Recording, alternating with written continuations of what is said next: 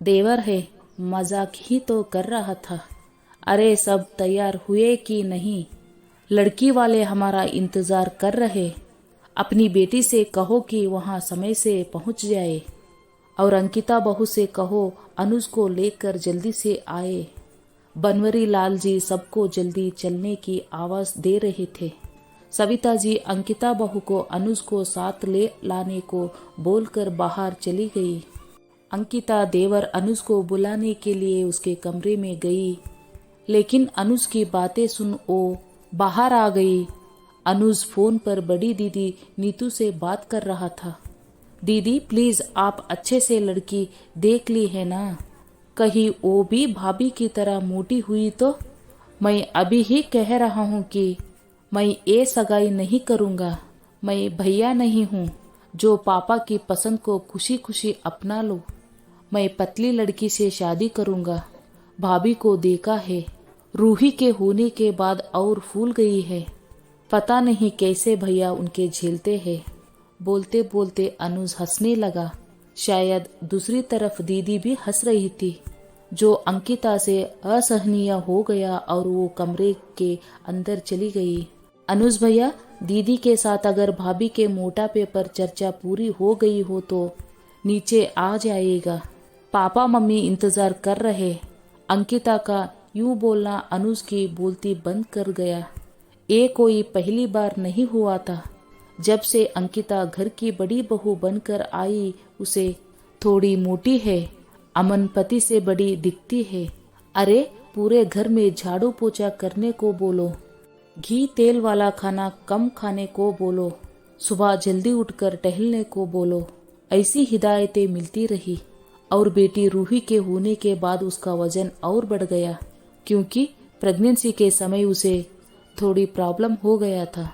देवर और ननंद कोई भी मौका नहीं छोड़ते अंकिता को शर्मसार करने में। सास और पति उसे कुछ नहीं कहते, लेकिन अनुज और नीतू को भी कुछ नहीं कहते। और यही बात अंकिता को बहुत कचोटती।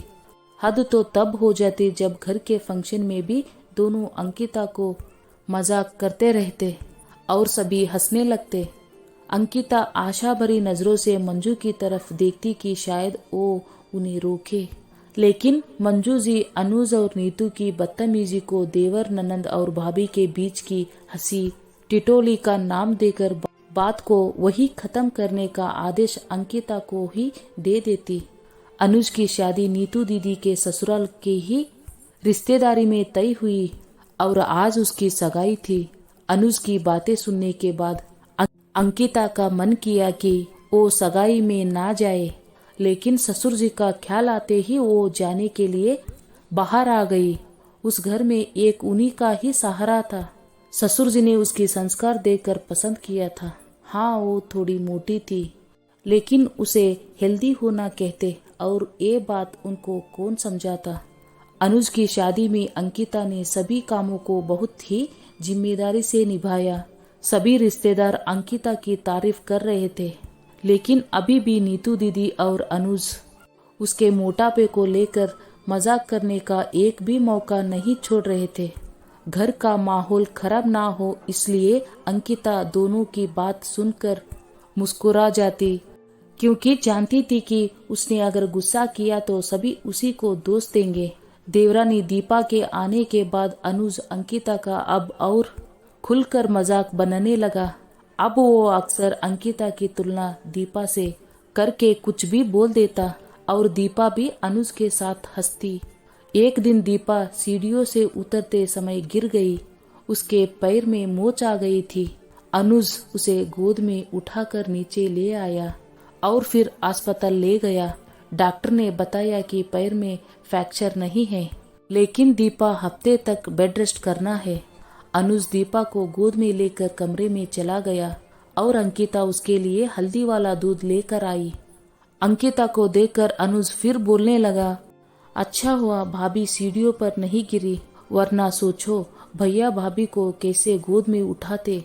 भाभी को उठाने के चक्कर में भैया कहीं खुद ही ना उठ जाते। ये बोल अनुज ने अपने दोनों हाथों को ऊपर हवा में कर दिया। अंकिता ने अनुज के हाथों का इशारा देखा तो उसने सभी शर्म छोड़ दिया क्योंकि अंकिता के लिए ये सब सहन करना अब मुश्किल हो गया था। उसने अनुज को करारा जवाब दे ही दिया। सही कहा अनुज कि मैं सीढ़ियों से नहीं गिरी, लेकिन गिरती भी कैसे और क्यों? 5 साल में मैं ना जाने कितनी बार अपने इस भारी मोटे शरीर को लेकर ऊपर नीचे करती रहती हूँ, लेकिन फिर भी मैं नहीं गिरी। हाँ, मैं मोटी हूँ क्योंकि मेरे पापा और पति ने मेरे खाना पाना में कोई कमी नहीं रखी। हाँ, मैं रूही के होने के बाद बहुत फूल गई हूँ, लेकिन फिर भी घर और बाहर का काम बहुत अच्छे से करती हूँ। इन 5 सालों में तुमने कभी सुना कि मैं बीमार हूँ? रूही होने के बाद 15 दिन मुझे आराम करने दिया गया और मैं फिर से काम करने लगी। तुम्हारी शादी को अभी कितने महीने हुए? यही कोई 4-5 महीने। तुम्हारी पत्नी तो बहुत पतली है और फिर भी आए दिन बीमार हो जाती है। मम्मी जी की सहायता के बिना तुम्हारी पत्नी खाना नहीं बना पाती। खाना खाने से ज्यादा तो तुम्हारी पत्नी दवाई और टॉनिक पीती है। बहुत हुआ बड़ी बहू, बस करो। देवर है, मजाक ही तो कर रहा था। मंजू जी एक बार फिर अनुज की गलती पर अंकिता को ही चुप कराने लगी। मजाक मजाक एक बार होता है मम्मी जी, लेकिन अनुज 5 सालों से एक यही मजाक करते आ रहे हैं और आप अनुज को समझाने के बजाय मुझे चुप रहने को कह रही। पति से कहती तो ये भी यही कहते कि घर की शांति के लिए इग्नोर करो।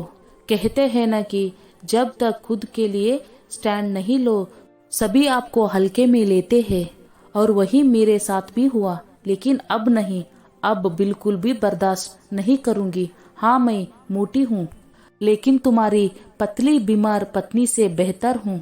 और हाँ देवर जी, अब आप शादीशुदा है तो भाभी के शरीर को निहारने से ज्यादा अपनी बीमार पत्नी का शरीर बनाने में लगाए, क्योंकि अभी तो आपकी पतली बीमार कमजोर पत्नी को माँ भी तो बनना है। अंकिता की बात सुनकर आज शर्मसार होने की बारी अनुज की थी। उसने सोचा ही नहीं था कि अंकिता उसे इस तरह दीपा के सामने शर्मसार कर सकती है। लेकिन कहते हैं ना, कभी भी किसी की खामोशी और चुप्पी को उसकी कमजोरी नहीं समझना चाहिए। अगर मंजू जी ने पहली बार अनुज को ऐसे मजाक करने से रोक दिया होता तो आज अनुज को अपनी पत्नी के सामने शर्मसार नहीं होना पड़ता। 5 साल लगा दिया अंकिता ने। अगर उसने अनुज को पहले मजाक में ही समझा दिया होता तो उसे भी शर्मसार नहीं होना पड़ता।